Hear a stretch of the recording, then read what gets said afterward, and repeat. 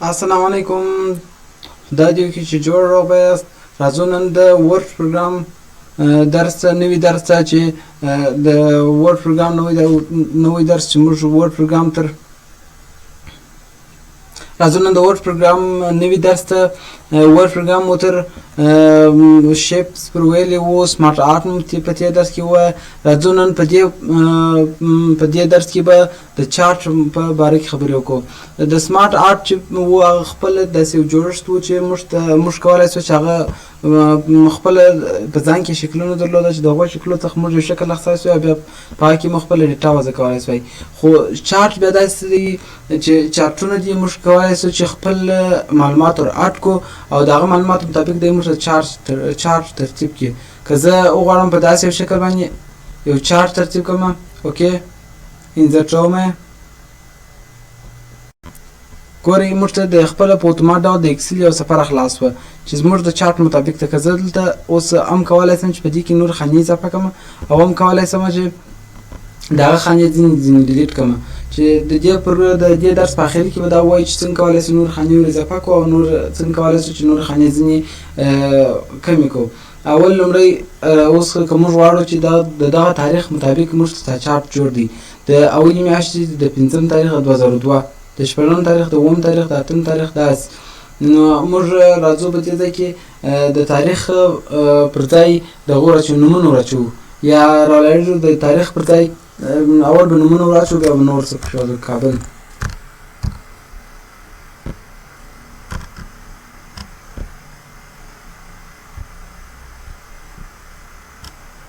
کندهار،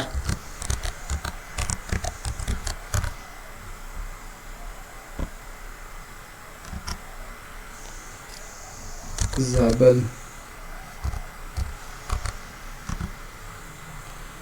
د هراتیانو خاوره د نس، هرات، هلمند،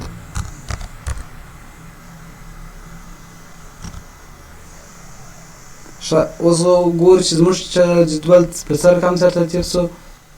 ګورئ که تاسې دلته خپل د زموږ جدول ته وګورئ، دلته کندهار، زابل، هرات، هلمند دا زموږ دغه جدول ګوره. که دلته موږ ډیټا وډېرو هلته به زموږ جدول پورته ځي، که کښته لږ کړو جدول به کښته ځي. اوس که زه فقط ایسته کړم ځینې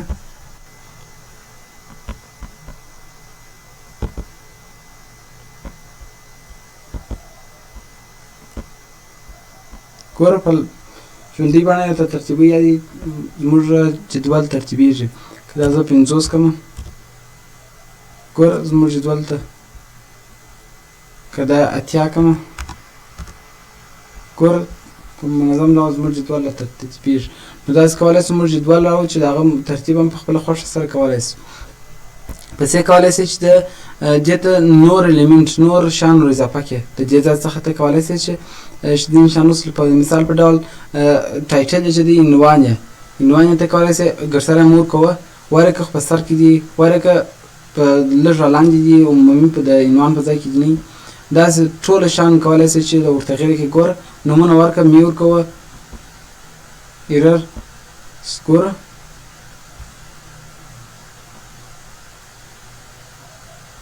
مابین څه چپه طرف ته راسته طرف ته ګوره. داسې موږ دا جدول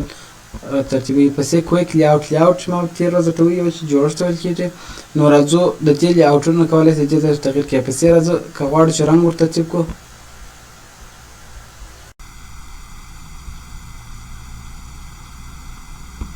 ګوره داسې کولی شئ چې داسې رنګ ور ترتیب کړئ. دې ځای کې نور افیکټونه نور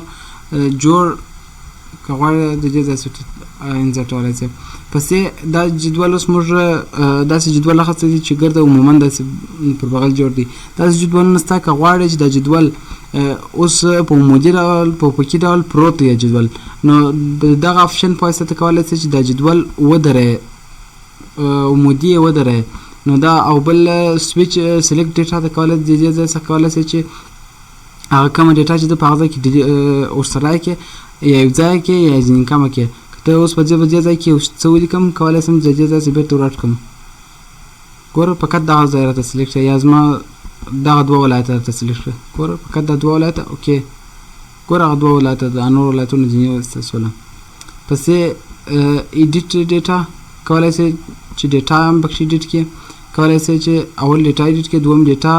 په ایکسل کې ایډیټ کړئ یو د ایکسل په پروګرام کې اوس موږ راخلاص کړئ یو عموما د خپل د ډیټا دا کولی سئ ایډیټ کړئ کېږي څه ګوره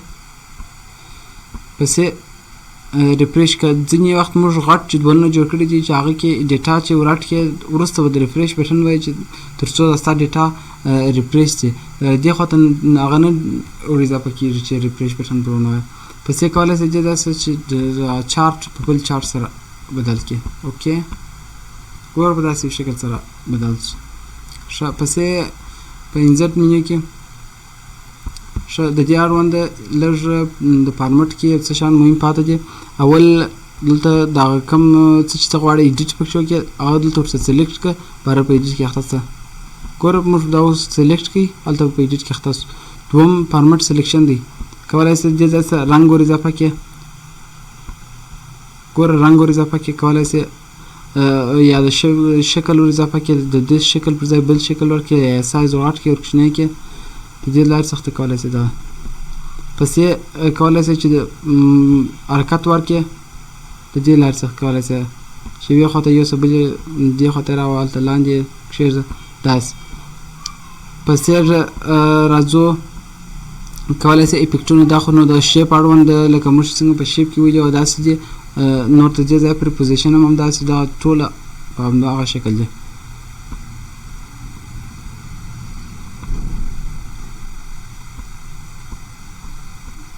ښه بیا انزرټ منیو کې پسې سکرین شاټ دی که غواړئ چې سکرین شاټ واخلئ پر سکرین دې یو ځای په کار دی چې هغه ځای سلیکټ کړئ ګوره ځای ته سلیکټ شو کولی سئ دې ځای څخه داسې عکس واخلئ او هلته په ورډ پروګرام کې بیا ایډیټ کړئ هغه عکس زه غواړم دغه عکس ګوره دا عکس ماته راته راغلی کولی سئ نور ټول اپشنونه خاص د عکس په رقم دي کولی سئ کراپ یې کړئ کولی سئ سایز ور غټ کړئ ور کوچنی کړئ داسې ایډیټونه پکښې کولی سئ بیا منځټ منیو کې ګوره سټور چې دی کولی سئ د ورډ پروګرام لپاره مهم شیان یا مهم تیمزونه مهم کور پیجونه کولی سئ دې ځای سئ ډاونلوډ کړئ مای اډ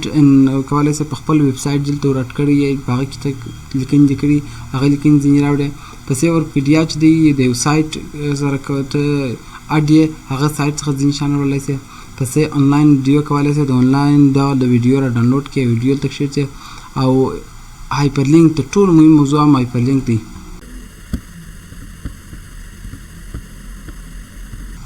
ښه هایپر لینک زه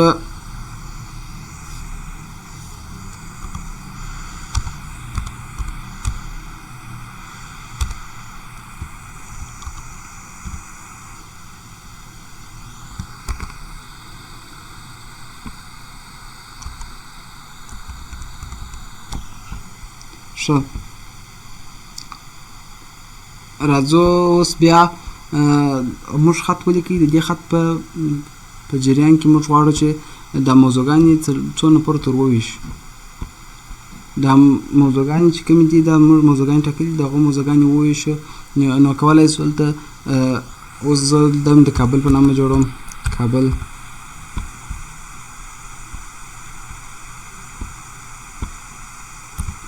کندهار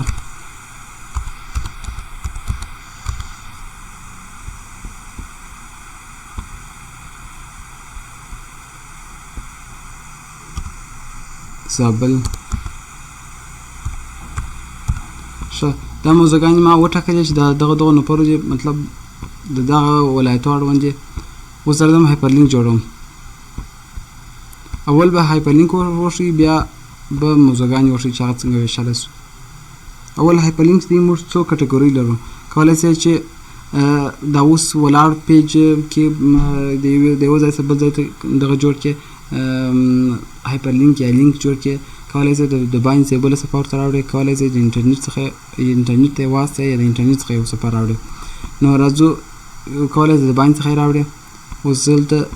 کابل چې دی ما د کابل هم کلیک کړئ ته ماته د باین څخه یو صفحه راوړه د باین څخه کومه صفحه غواړې چې را خلاصه کړې زه ورته همدغه صفحه راته خلاصه کړ دلته سلیکټ شوی دی که دلته نه وه سلیکټ شوی کولی سئ چې ځای څخه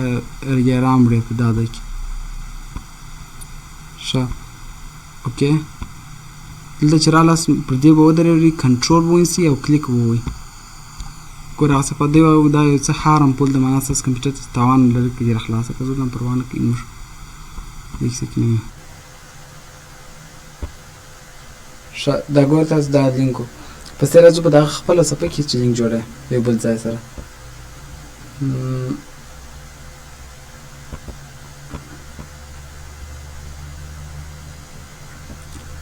یو بل لغات پورته صحیح کړو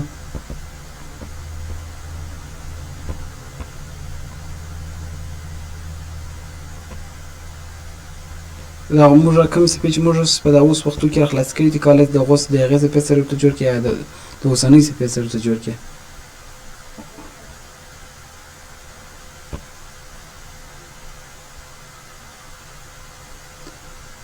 recent page غواړي به دا place in this document غواړي create new document او بل دا طریقې حساب شي اوکې بلوم اوس که دلته پر دې ودرېږم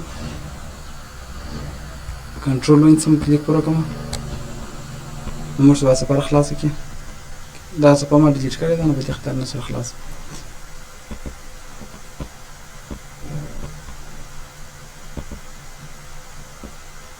فسیم په دغه ډاکومنټ کې موږ ته ځای درکړه غواړي د هیډینګ سره یې جوړ کړي د فوټینګ سره یې جوړ کړي دغه ځای چې دی باید درسره لري په دغه کې په بوک مارک کې بیا ورسته وایي پس یې کریټ نیو ډاکومنټ د ډاکومنټ نوم به څه شي کبیر خان اوکې اوس دا بېرته ډیلیټوو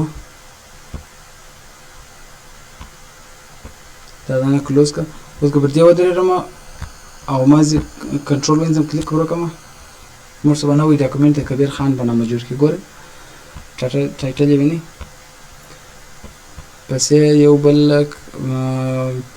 نوی ډاکومنټ په هغه نامه راته جوړ کړي چې موږ خوښه وه پس ایمیل دی فقط ما زه کلیک وکړم ایمیل هست اوس مې انټرنیټ نشته نو ایمیل نه نشو دغه کولی پس یو بله ښایسته خبره دا ده دلته ورته ولیکه چې انټر دا موږ ته کوم میسیج دی چې موږ هلته پر ودرېږو یو وار به راسو هغه به ووینو خیر انټر فول نیم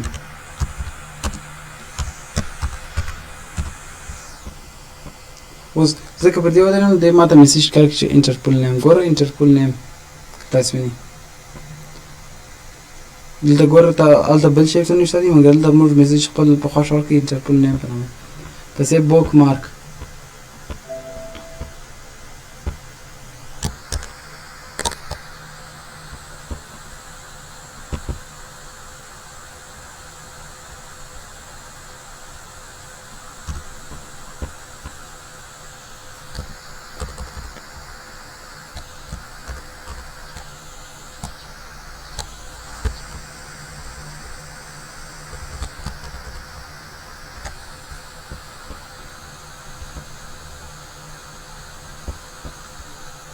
ښه کبیر دا موضوعګان دي چې څه وشو کلیم داسې وګورو چې د بوکمارک نوم چې غواړي چې ورکړي زه ورته وایم چې دا د احمد موضوع ده هډیکه تسیه